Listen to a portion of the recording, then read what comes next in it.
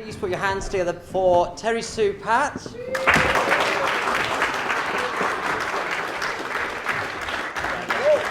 it. And Donald Waugh.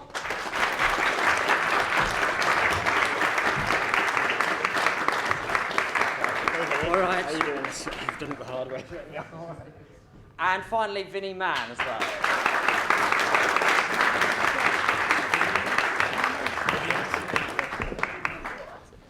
Okay. Before we start, we're going to have a look at some clips of Terry, your performances in Grange Hill, behind us now. So if you'd like to have a look.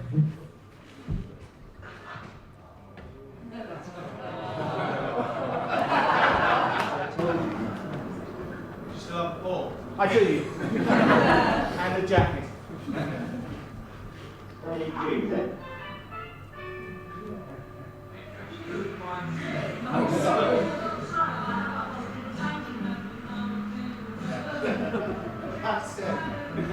I've still got the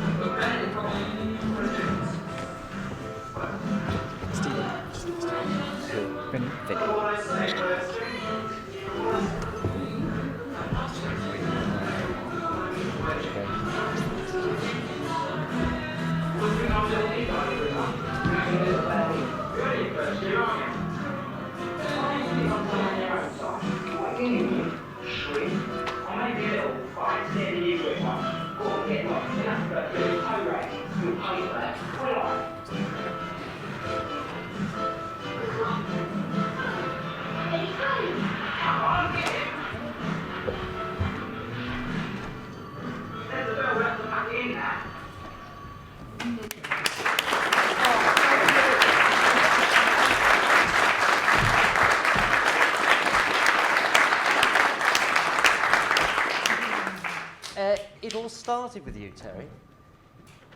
Yeah. It all started with you. So, memories from looking at those clips? Does it bring back a lot? You know what, I could say it's like yesterday, but it's not. like 30 odd years ago. I feel like that's a completely different person. I can't believe it. So tell us a little bit about how you were cast in the role. Oh, when I was quite young, I was about 5. My mum took me to the Anna Sher Children's Theatre in Islington, basically to stay off the street. But she was also my English teacher at the primary school, so I couldn't really get away from this woman. We'd just go and do the odd job, really, you know, as an extra and stuff. And then we started doing little jobs. And I was playing football, to get to the story, I was playing football in the park, and Colin Cant, who was the director, was staring at me, and I was a bit scared. And then I went over to the end to and he was sat in the back, and he was casting for this thing called Grange Park, I think, and he kept staring at me. And then I kind of made him laugh, and then he asked me if I wanted to do this Grange Park thing, which I kind of said I might do. And do you remember that very first day, doing those scenes of arriving at the school with the caretaker? I do remember that. I had the ball, and I wanted to make sure that Tottenham Hotspur was in view. But it was kind of filmed out of sequence. So that wasn't exactly the first shot I did. I think the first shot was outside of a swimming pool, if I remember right. And I didn't know who Tucker Jenkins was. I didn't know who was playing Tucker Jenkins. So over the course of the day, lots of people were coming up going, I'm playing Tucker Jenkins. And I was going, oh.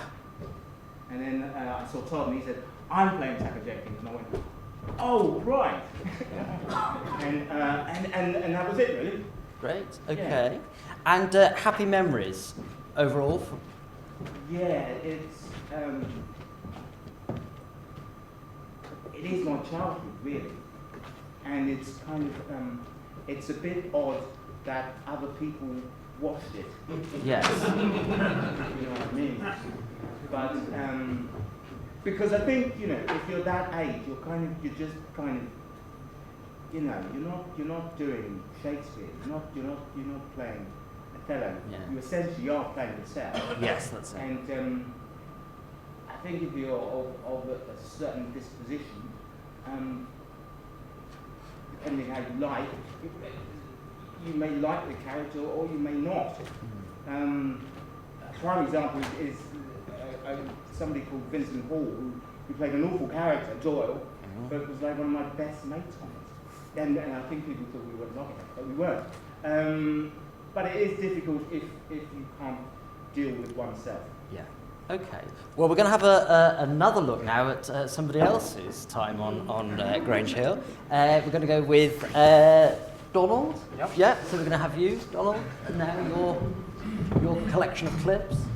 And our next representative is Joseph Hughes from G1. Sir, I didn't watch television yesterday. I like you, Hughes. Yes, Hughes. And that's our dog, sir. He's very keen on sprints. Hughes, and why is that? He's a boxer, sir. Oh. Can I have a piece of paper, please, sir? Right, Hughes. A check for ransom. What's your cost out right now? I'm writing down that 3 times, sir.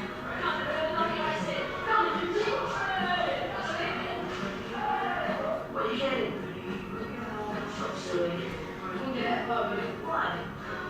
I didn't consider that right, but oh, don't suggest it.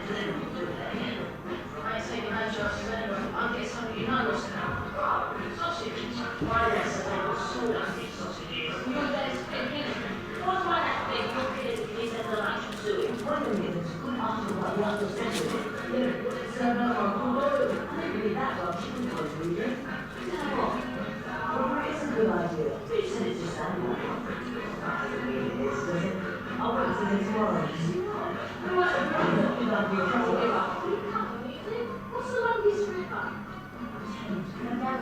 The miles now. Besides that, it's a big penalty. Everest. Everest. Well, I don't mind coming home. Is it too late to come now, sir? Yes, Hughes, it is. The 5 towns we need to look around.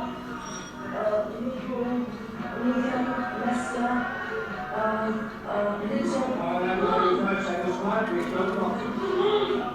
London.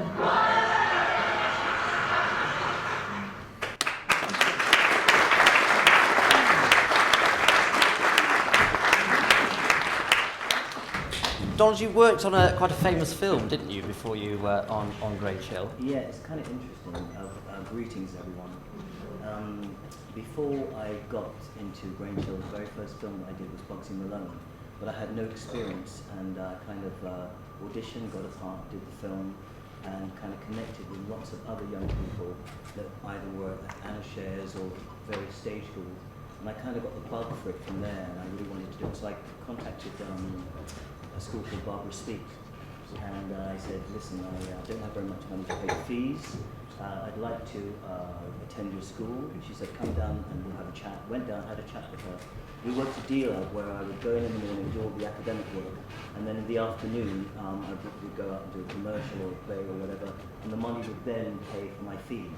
And then soon after, I got the audition for Grange Hill. It's weird watching that because it's like Terry was saying, people actually watched you evolving and growing up on screen.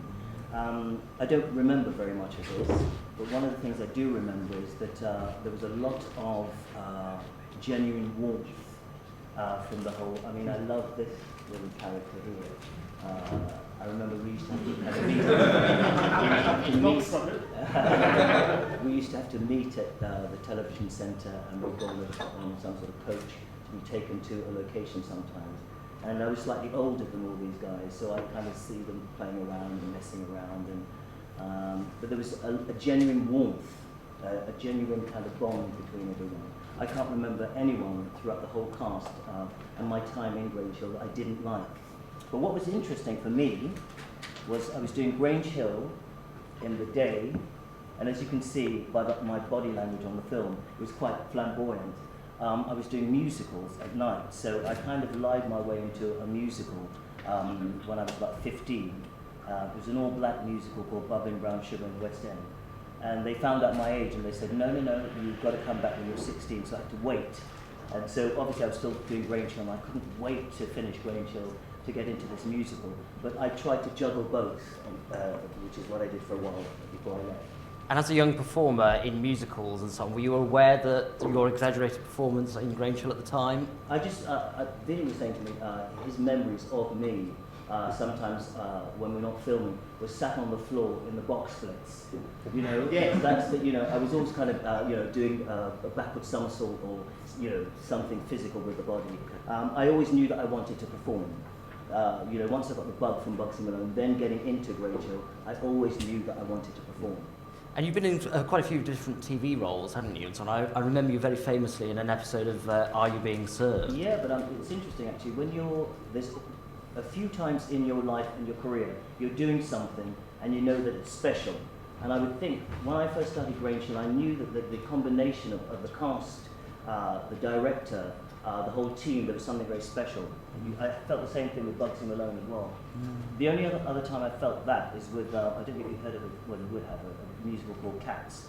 I was in the original production of Cats. And then that was the same sort of thing, you knew something magical. So it's kind of interesting, that transition from Bugsy Malone to Grange Hill to Cats, but knowing that all three of those were very, very special. And very much remembered to this Absolutely. day. Yeah, it's interesting. At my age now, I'm 52. And so basically, I kind of go out, you talk to people, you may be having a conversation that's a bit kind of rocky or stormy. You mention Grange Hill, all of a sudden you change. In fact, one person was telling me earlier on that they've done interviews at lots of conventions and they've met lots of kind of, sort of just, not that again.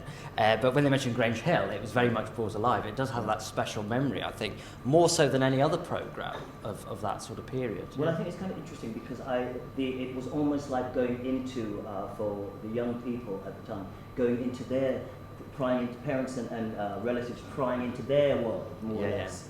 And I think it'd be kind of interesting now if we had, or updated Grange Hill, because if we look, there's like in my experience, like a decline in people communicating, young people communicating, actually verbally communicating, and also with issues, whether it be like, anorexia or sexuality or whatever.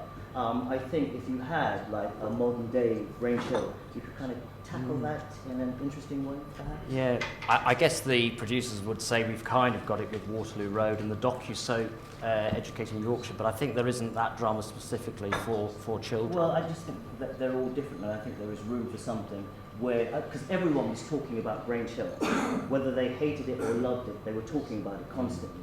And I think that the art of communicating and talking is something that's dying now. So I think on a certain level, if people communicate and talking, then we can make changes.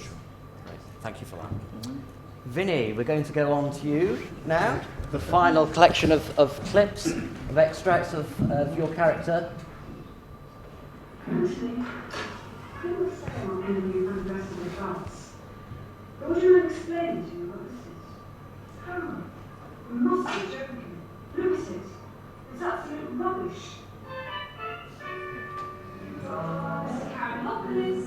Wakey, wakey, rise and shine.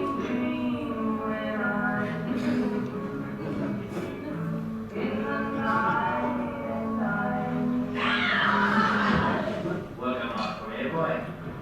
Thanks. Oh, I think you put on the paper off. Chest inboard. Alright.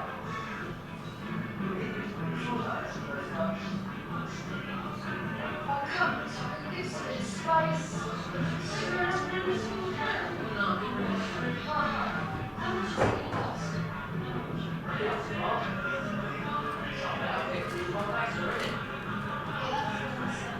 Hey, Billy, I'm doing for supper. See the power level. Go on, look at me. That wasn't even funny. Source anyway.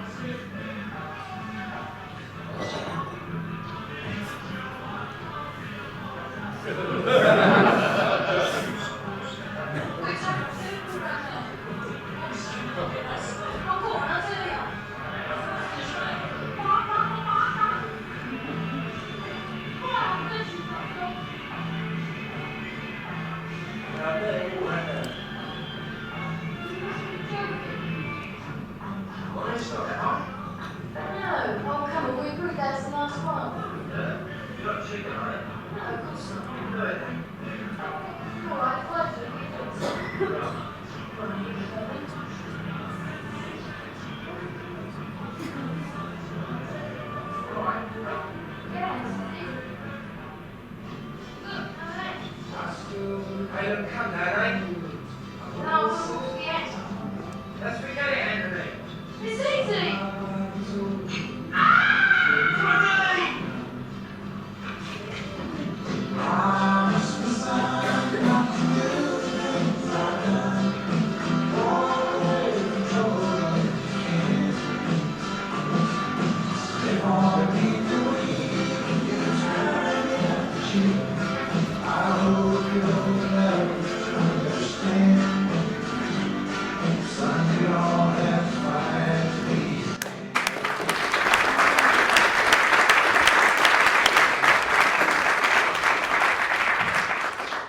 That was pretty hard-hitting stuff, actually, for sort of the late 1970s, you know, dealing with death in a children's programme. How does it feel to be one of the few cast members of the series to have died?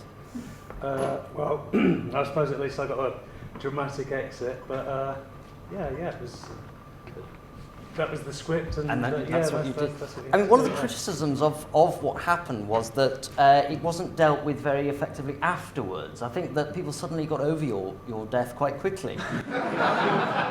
I think about the only reference was, I think Tucker said something like, "Oh, you know, Antoni always going for a laugh," or something like that, and it was. I didn't even know you died. So they just thought I left the school.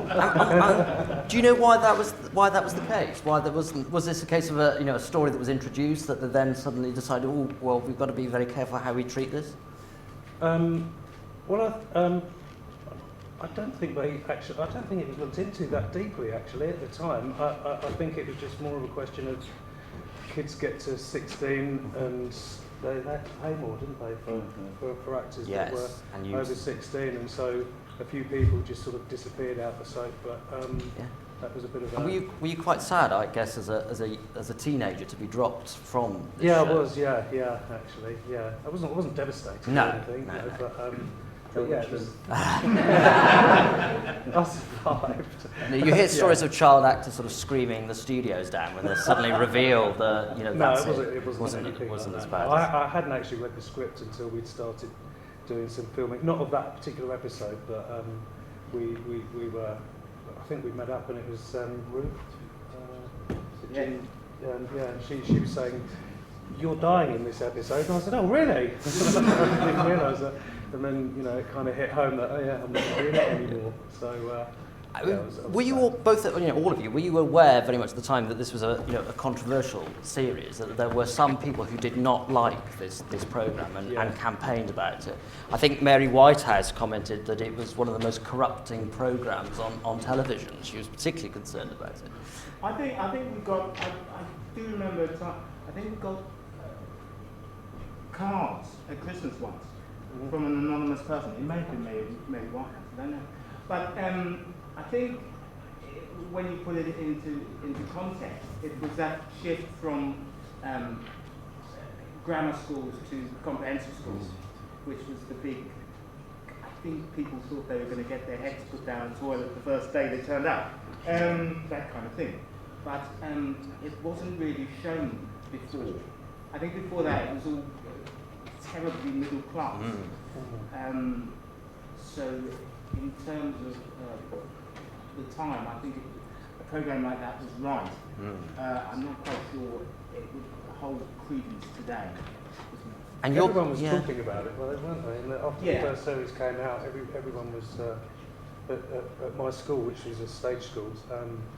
It made such an impact straight away. Everyone wanted to get into it, and they were, it was like Grange Hill, he's doing Grange Hill, that was doing Grange Hill. So, yeah, because I know some, when I was at school, there were some parents who would not let their children watch Grange Hill. Grange Hill was considered a bad programme. Yeah. And I just wondered how you felt as children at the time, possibly, that you were associated with this show that was controversial and that was problematic in terms of the reaction it was getting.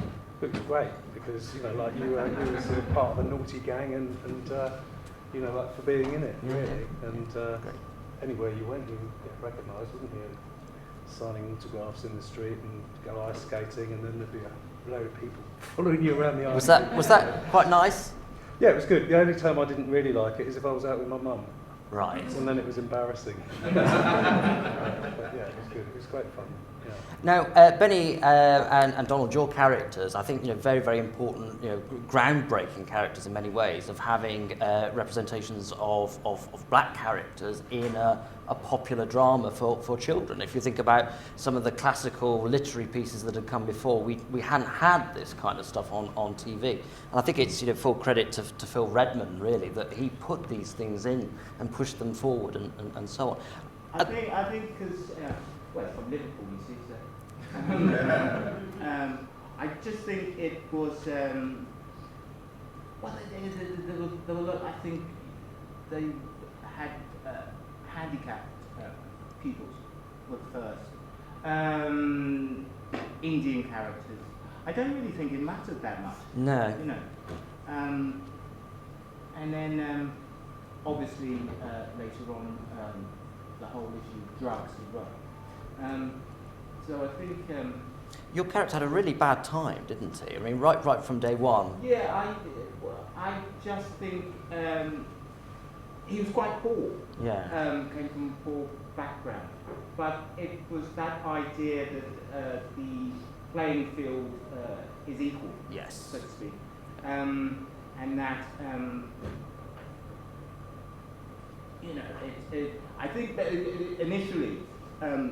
3 of the main characters, possibly 2 of the main characters, in the first series disappeared by about episode 3, 4, something like that. They all went off to public schools or whatever, or they fell off the roof. I think that was a phase, you know what I mean? Like EastEnders has the swing of destiny or whatever you call it. We had the roof of truth.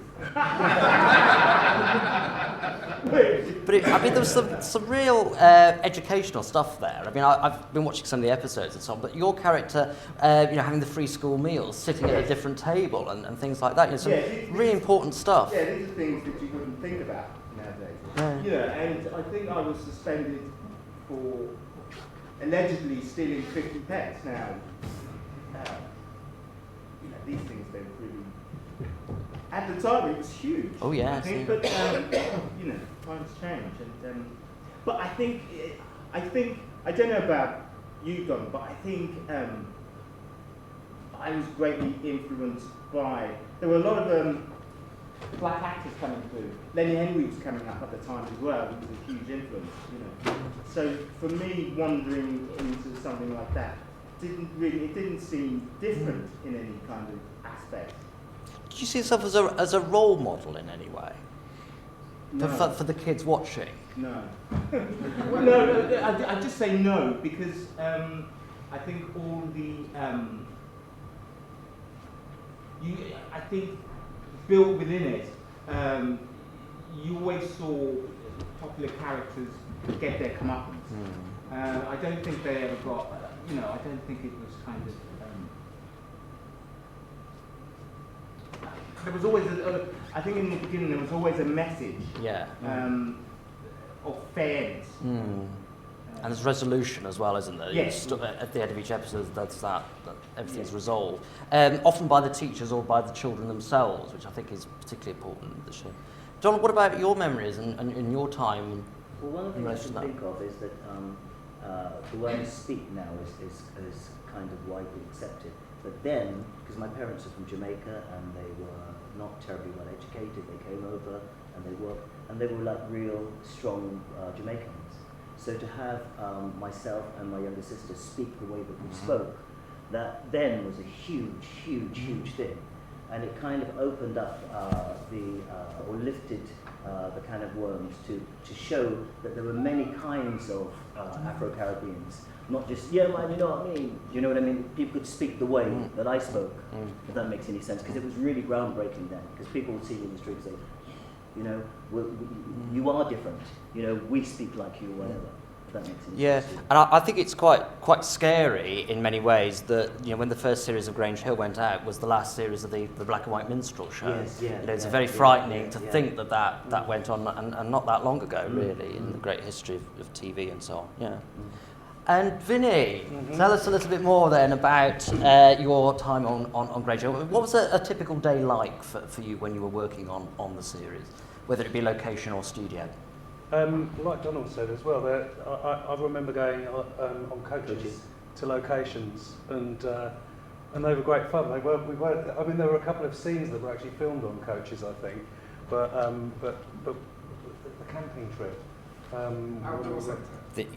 Where, sorry? The outdoor centre? Yes. Yeah, and just anywhere you travelled to, it was on a coach, and all the cast members were there, so we'd sort of hang out and muck about. What about the actors playing the teachers? Do you have any fond memories of any specific? Philomena McDowell, who was my form tutor. I think it's because she spoke so nicely when we were actually filming together. I really liked her. There was that sort of, I don't know, that maternity kind of vibe that came from her. I really liked it. I think I've blessed Michael Percival because, they say never work with kids and animals. He had to put up with all sorts, really. You had some nice scenes together, didn't you? Yeah, as well, and then you'd see him in some Shakespearean thing, you know. He scared me. What about Michael Cronin? What about him? Was he scary about his backstory? Yeah. I found most of the teachers quite scary actually, because it's that authoritarian kind of figure. It must have been quite a strange thing for them in many ways, acting with a group of kids like that and so on, and at different stages of development as well. Some having experience, some not having experience, and so on. Yeah. Brian Cackram wasn't so scary though, was he? He seemed to be a bit more. He'd chat to the kids, and there wasn't that sort of separate kind of feeling from him. Right? And were all the other kids quite well behaved and so on? No. I mean, these trips that we would take from TV Centre to wherever we were going on location, I mean, people would be running riot. When I say riot, I mean nothing crazy, but all over the place. But there was still kind of boundaries within that, if that makes any sense. But not sitting there like really like nice little kids. It wasn't like that at all. No. I mean, Todd, if I remember rightly, as soon as we got on the coaches, he'd be running around, playing jokes on people, just completely running riot, you know. Yeah. But it was like a family, really. That's the bottom line of it. It was something special. That's what I feel. And we didn't smash up a blue piece of garden. Yes. No. Was there a rumour that it had been? Well, I watched Blue Peter one day and they were really upset.